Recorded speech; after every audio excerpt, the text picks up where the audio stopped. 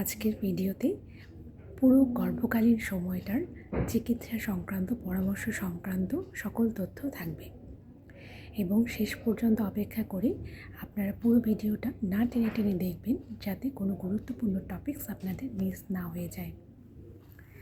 আচ্ছা, গর্ভাবস্থার এই পুরো সময়টাকে আমরা 40 সপ্তাহ চিন্তা করে থাকি। এখন আমরা এটাকে 3টা ট্রাইমেস্টারে ভাগ করে থাকি। প্রথম ট্রাইমেস্টার 12 সপ্তাহ পর্যন্ত, এরপরে দ্বিতীয় ট্রাইমেস্টার সেটা হচ্ছে 13 থেকে 28 সপ্তাহ পর্যন্ত, এবং থার্ড ট্রাইমেস্টার যেটা বলি আমরা সেটা হচ্ছে 29 থেকে 40 সপ্তাহ পর্যন্ত। এটা আমরা হিসাব করে থাকি আমাদের মাসিকের যে ডেট সেটার এলএমপি মানে হচ্ছে লাস্ট মেনস্ট্রুয়াল যে পিরিয়ড, সেটার যে ফার্স্ট ডে সেই দিন থেকে আমরা হিসাব করে একটা ইডিটি তৈরি করে থাকি। এটা হচ্ছে এক্সপেক্টেড ডেট অফ ডেলিভারি, মানে আপনার বাচ্চা কখন জন্মগ্রহণ করবে সেটার একটা আনুমানিক সময় আমরা আপনাদের বলে দিই। এখন আসুন, এই প্রতিটা ট্রাইমেস্টারে কিন্তু আপনার আলাদা আলাদা করে নিজের যত্ন নিতে হবে।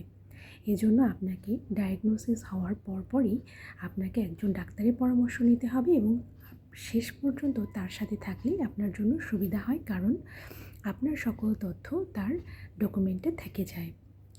এখন আপনাকে প্রথম যে 12 সপ্তাহ সেই সময় আলাদা কিছু ওষুধ খেতে হবে। সেটা হচ্ছে আমরা ফলিক অ্যাসিড দিয়ে থাকি, কারণ এই সময় ফলিক অ্যাসিডের গুরুত্ব খুবই, কারণ এটা আপনার বাচ্চার ব্রেন ডেভেলপমেন্ট করবে, আপনার বাচ্চার কোনো নিউরোলজিক্যাল সমস্যা যাতে না হয়, আপনার বাচ্চার সকল ডেভেলপমেন্টাল যে অ্যানোমালিগুলো হতে পারে সেগুলো এটা কিন্তু প্রিভেন্ট করবে।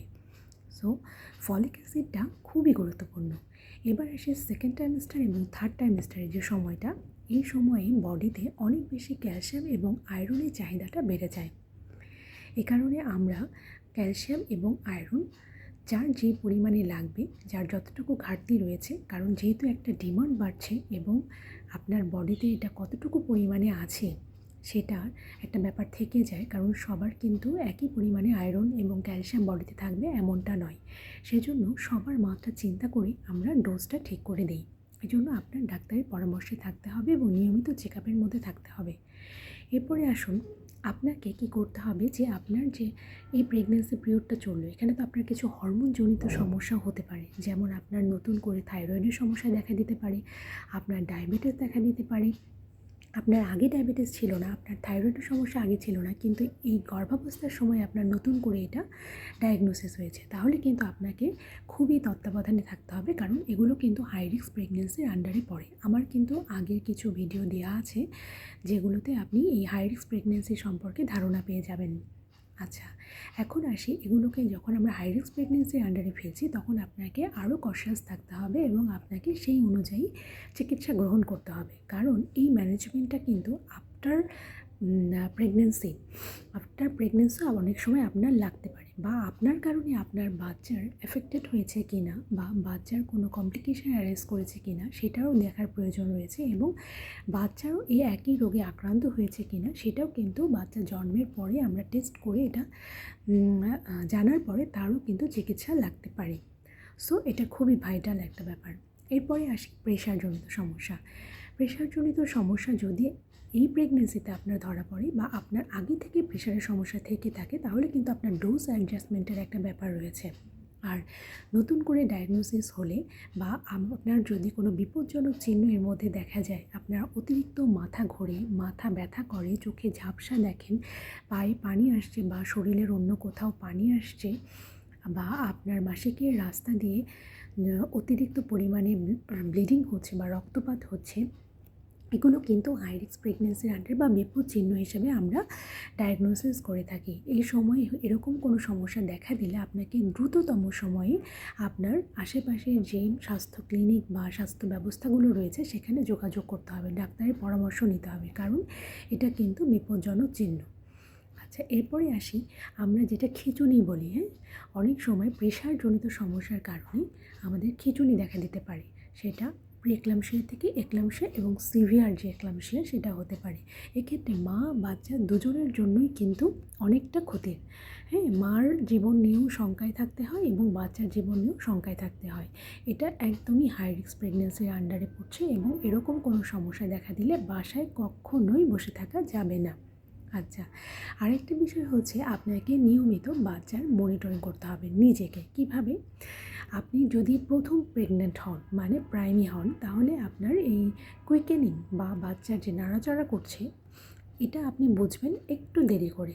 মানে হচ্ছে আমরা 18 সপ্তাহ বলি, কিন্তু দেখা যায় এমনি প্র্যাকটিক্যালি বুঝতে বুঝতে মাদের 4.5, 5 বা 6 মাসের দিকে বুঝতে পারে যারা প্রথম প্রেগনেন্ট। কিন্তু যারা দ্বিতীয়বার তৃতীয়বার মা হচ্ছেন তাদের ক্ষেত্রে এই সময়টা একটু আগে চলে আসে, সেটা 16 সপ্তাহের দিকে, মানে 4 মাসের পর থেকেই মারা বুঝতে পারেন যাদের হচ্ছে এটা সেকেন্ড বা থার্ড বেবি।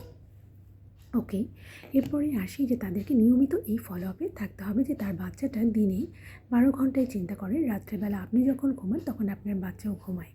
এখন এই 12 ঘন্টার মধ্যে আপনার বাচ্চা যদি 10 বার নড়ে থাকে তাহলে আমরা বলি যে আপনার বাচ্চা সুস্থ আছে। এবং আপনাকে নিয়মিতভাবে আলট্রাসোনোগ্রামের মাধ্যমে আপনার বাচ্চার ওজনটা বাড়তেছে কি না সেটা কিন্তু আপনাকে মনিটর করতে হবে, হ্যাঁ? কারণ একটা সুস্থ বাচ্চা জন্ম দেওয়াই কিন্তু আমাদের উদ্দেশ্য। এখন সুস্থ হতে হলে বাচ্চার ওজন কত থাকতে হবে? আমাদের যে মিনিমাম নর্মাল একটা ওজন আমরা চিন্তা করে থাকি সেটা হচ্ছে বাচ্চার 2.5 কেজি, হ্যাঁ? 2.5 কেজি যদি আপনার বাচ্চার ওজন হয় তাহলে আপনি নিশ্চিন্তে থাকতে পারেন, হ্যাঁ? এই জন্যই আপনাকে বাচ্চার নড়াচড়াটা খেয়াল রাখতে হবে এবং বাচ্চার গ্রোথটা ঠিকমতো বাড়ছে কিনা এই জন্য আপনাকে অবশ্যই ডাক্তারের পরামর্শ অনুযায়ী আলট্রাসোনোগ্রাম করে আপনার বাচ্চার ওজনটা জানতে হবে। এরপরে আসি আমাদের বাচ্চার কোনো জন্মগত ত্রুটি রয়েছে কিনা সেটা আমরা পেটে থাকা অবস্থায় কীভাবে বুঝব। এই জন্য আমাদের অ্যানোমালি স্ক্যান নামে একটি বিশেষ আলট্রাসোনোগ্রাম রয়েছে, যেটার মাধ্যমে আমরা কিছু স্ট্রাকচারাল অ্যাবনর্মালিটি জানতে পারি। সেটা আমরা 18 থেকে 22 সপ্তাহের মধ্যে আমরা মহিলাদেরকে পরামর্শ দিই যে এটা আপনি এই সময় করবেন। সেটা হচ্ছে 4.5 মাস থেকে 5 মাসের মধ্যে এই পরীক্ষাটি করতে হয়।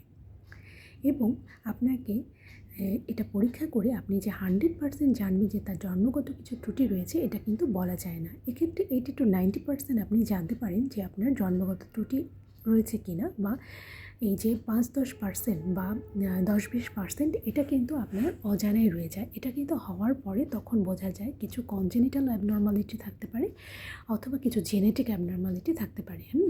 এটা যে 100% আপনাকে অ্যানোমালি স্ক্যানটা বলে দিবে যে আপনার বাচ্চার জন্মগত ত্রুটি রয়েছে এটা কিন্তু নয়।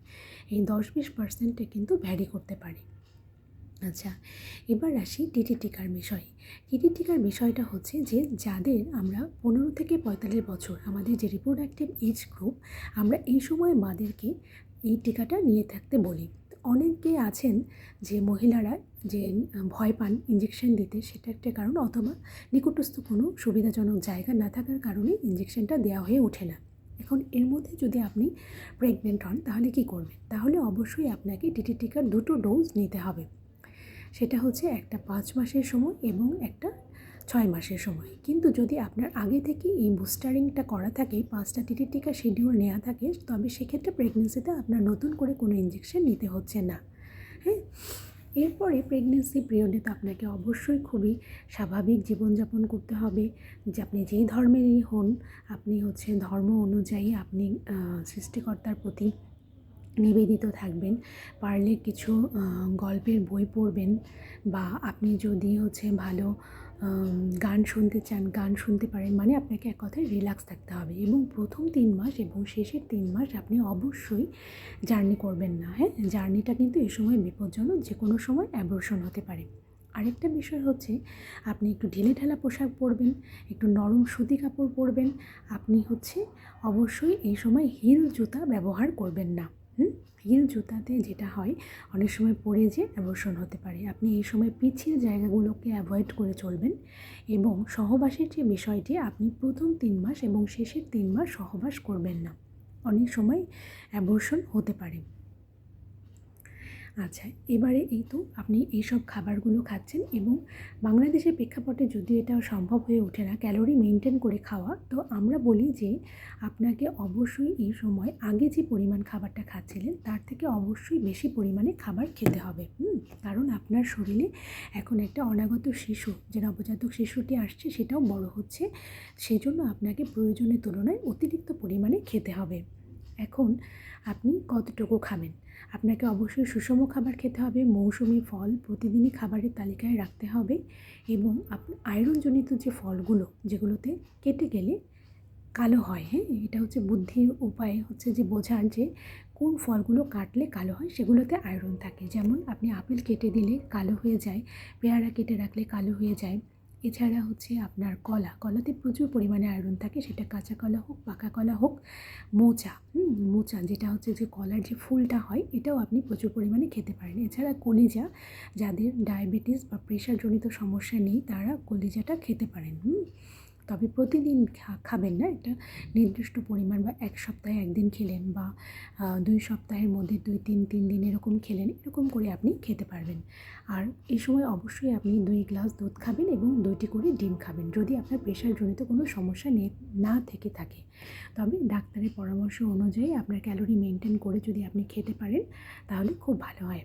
আরেকটা ব্যাপার হচ্ছে, আমরা পুরো প্রেগন্যান্সিতে বলে থাকি যে এই সময় আপনার ওজন বাড়তে হবে মোটামুটি 11 কেজি। প্রথম ট্রাইমেস্টারে 1 কেজি এবং শেষের 2 ট্রাইমেস্টার অনুযায়ী আপনার 5 কেজি করে 11 কেজি ওজন বাড়লে আপনি সুস্থ এবং স্বাভাবিক আছেন, এটা আমরা ধরে নিই।